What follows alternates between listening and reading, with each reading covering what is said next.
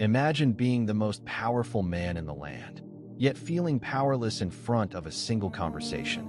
That was the reality for King Arv. He could command armies, change laws, and rewrite history. But when foreign diplomats visited, he sat there, silent, not because he had nothing to say, but because he couldn't speak their language. And one day, one humiliating moment, changed everything. That if you've ever felt small, underestimated, or trapped by something you know you can change, this story will hit home to so stay with me, because you're about to hear how one small, almost invisible habit transformed a king's life forever. King Arv was loved by his people. He was fair, decisive, and had a sense of justice that made him almost legendary.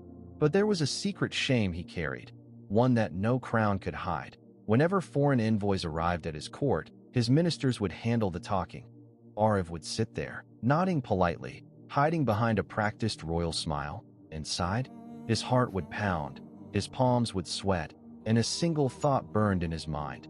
If only I could speak their language, they would see the real me. It wasn't just embarrassment. It was powerlessness. And for a man who ruled over millions, that was unbearable.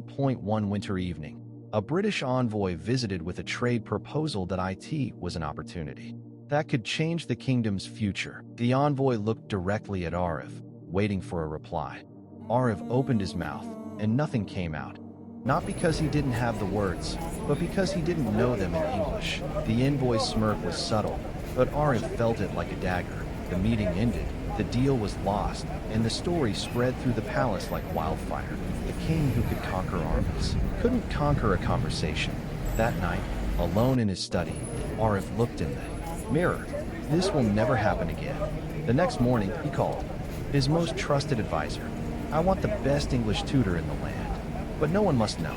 Not my ministers, not my guards. When the tutor arrived, Arv didn't start with grand speeches, just one word. Every morning, for 15 minutes, he learned one new English word that he didn't cram. He didn't overwhelm himself.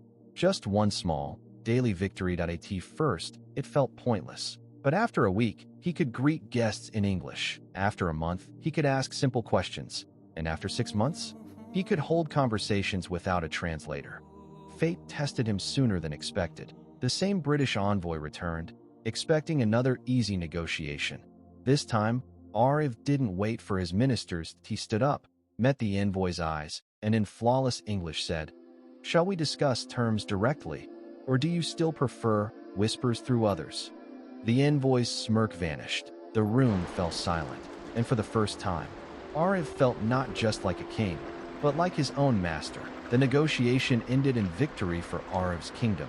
But this wasn't just about a trade deal. It was about reclaiming dignity, power, and self-respect.